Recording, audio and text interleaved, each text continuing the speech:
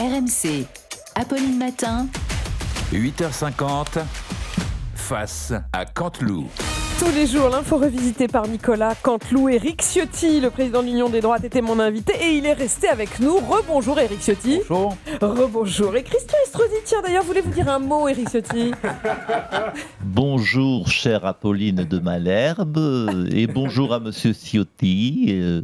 Bonjour aux Niçoises et aux Niçois bien entendu. Je suis très surpris d'être invité avec monsieur Ciotti que je n'ai pas vu depuis longtemps puisque nous nous évitons soigneusement. Oui. Je dois dire que malheureusement il a l'air d'être en pleine forme. Il n'a pas vieilli, pas un seul cheveu blanc. Oui, chez moi derrière un compliment la vacherie n'est jamais très loin, Non, vous le je vois bien, remarquerez. je vois bien. Alors c'est vrai que nous avons eu dans le passé quelques divergences de vues, voire des désaccords profonds, mais c'est vrai qu'aujourd'hui les choses ont évolué puisque ni lui ni moi ne pouvons nous encadrer, voire même nous blairer. Voilà.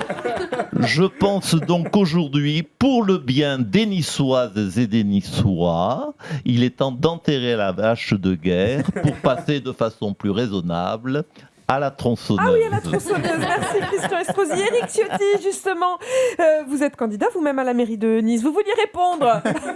Écoutez, vous m'avez présenté comme président de l'UDR, comme candidat à la mairie de Nice. N'oubliez pas le cinéaste qui est en face de vous. Oui, ma spécialité, ce sont les biopics sur Christian Estrosi.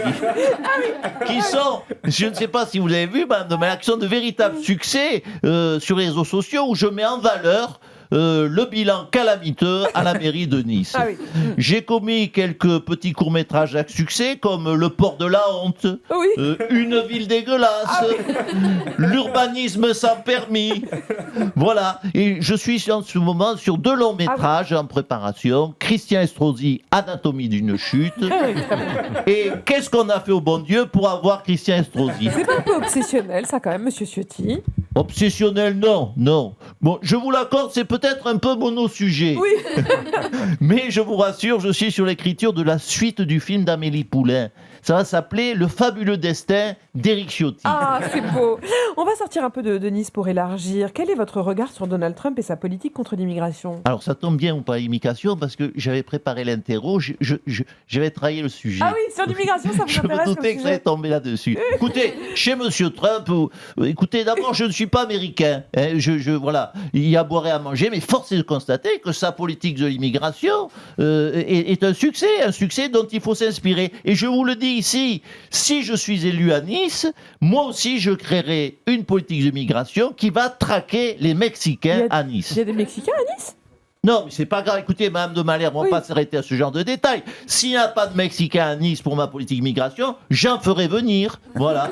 Pour montrer aux Niçois que je peux les expulser. Ah bah c'est très bien, c'est efficace. Et puis les Mexicains, voilà, ils iront chez Jean-Marc Mondier parce que moi je n'irai pas. Ah Vous avez compris, j'irai pas chez Jean-Marc ça Mondier. j'ai bien compris. Voilà. Merci monsieur Éric Ciotti. À l'approche des élections municipales de nombreuses communes recherchent des assesseurs bénévoles pour tenir les bureaux de vote. Patrick Balkany voulait réagir. Bonjour Non, mais Patrick. C'est scandaleux cette histoire de bénévoles. Moi, quand j'étais maire de Levallois-Perrin, tous mes assesseurs étaient rémunérés. Hein, ils disposaient d'une voiture avec chauffeur, d'un appartement de fonction et d'une mallette remplie de billets de bulletins de vote à mon nom à déposer dans les urnes. Oui. C'est ça aussi la simplification Oui, administrative. je vois bien. Enfin, la plupart des petites communes n'ont quand même pas les moyens de payer leurs assesseurs. Non, mais moi non plus, j'avais pas les moyens Ah oui. de Malherbe.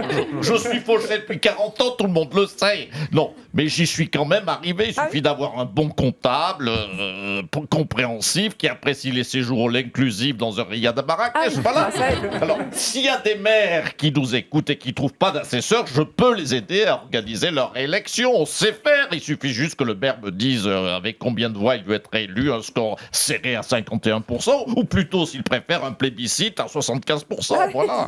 Merci monsieur Balkany. Après une semaine d'hésitation, Jordan Bardella a interdit aux élus RN de participer à l'émission de Jean-Marc Morandini sur CNews. Une décision qui fait réagir Christine Kelly. Bonjour. Bonjour, c'est Christine Kelly. Les élus RN ne peuvent plus aller chez Jean-Marc Morandini. Qu'à cela ne tienne, ils sont les bienvenus dans mon espace détente, le spa Christine Kelly. Un havre de paix, loin de la fureur du monde et des turpitudes du studio d'à côté, dans une atmosphère délicate et veloutée, vous serez interviewé avec un gommage des affaires judiciaires, extraction des points noirs de votre carrière, blanchiment de votre réputation et cirage de vos mocassins offerts. Vous pourrez bénéficier d'une de nos prestations signature, en l'occurrence le massage canadien, une calinothérapie en effet Apolline de Malherbe, tout en douceur, pratiquée par Mathieu Boccoté. Mon équipe vous accueille du lundi au jeudi de 19h à 20h, gratuit sur présentation de votre carte de membre du RN, du pins Jordan 2027 ou bien sûr d'un poster d'Éric Ciotti. Oui, j'y étais hier soir. J'ai pas eu tout ça. Vous n'avez pas eu les massages, le massage canadien. Il faut réclamer. Il faut que j'y retourne. Il va y retourner. Merci Christine Kelly. Nous sommes maintenant avec Nicolas Sarkozy. Monsieur Sarkozy, bonjour. Votre épouse, Carla Bruni, est soupçonnée d'avoir utilisé un téléphone secret pour une opération visant à vous innocenter dans un dossier, le dossier des financements libyens. Quelle indignité, Mme Pujadas. Oui, Madame Pujadas. Carla n'a jamais eu de téléphone secret. Qui vous a dit ça? Moi, il y a quelqu'un qui m'a dit que Carla, elle n'avait pas de téléphone secret. Il y a même quelqu'un qui m'a dit que son téléphone secret, en plus, c'était pas le sien, c'était celui de Sylvie Bismuth. Voilà. Donc, et puis, il n'y a pas de secret. Carla, je sais ce que je la connais. C'est simplement qu'au téléphone, vous savez comment elle est comme dans la vraie vie. Elle murmure, elle parle doucement, elle parle tellement doucement qu'on peut avoir l'impression qu'elle a quelque chose à cacher, alors que pas du tout.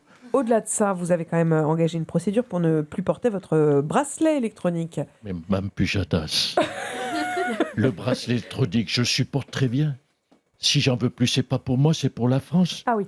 Parce que, est-ce que vous croyez, franchement, avec la dette qu'on a, est-ce qu'on a besoin, est-ce que c'est utile de dépenser des milliers d'euros pour suivre mes déplacements, alors que pour savoir où je suis, les juges, il suffit simplement qu'ils dépensent quelques euros pour acheter Gala, Voici ou Paris Match. Voilà. C'est tellement simple. C'est pour faire des économies à la France. Merci beaucoup Nicolas Sarkozy et merci Nicolas Canteloup, face à Canteloup. Merci aussi à Éric Ciotti d'être resté avec nous face à Canteloup demain 8h50 sur RMC à tout moment en podcast. Le temps est venu de reconnaître. Et que moi, François Hollande, je suis un tombeur, allons. Le temps est venu de reconnaître. Mais que moi, Nicolas Sarkozy, alors j'ai toujours été innocent. Le temps est venu de reconnaître. Quoi, c'est trop théâtral, chérie? Ben que moi, Zinedine, pardon, mais j'attends la place de Didier. Que moi, Jean-Luc Mélenchon, tout le monde le sait. Moi, c'est la République, c'est moi. Pour moi, Philippe de Villiers, Vincent Bolloré, c'est à la fois le mécène et le messie. Et que moi aussi, Goulet, ça fait quand même 8 ans que j'attends que les téléphones sonnent. Hein. Que comme chaque année, c'est quand même un scandale que moi, qui a Mbappé, j'ai toujours pas reçu le ballon d'or. Que moi, François Bayrou, j'avais raison depuis le début. Tout est de la faute que moi, Marine Le Pen, je suis plus doué pour l'élevage de chats que pour les débats du second tour. Que pour moi, Didier Deschamps, c'est bientôt fini, mais pour lui, ça y est, ça a déjà commencé. Le temps est venu de se retrouver du lundi au vendredi à 8h50 sur RMC.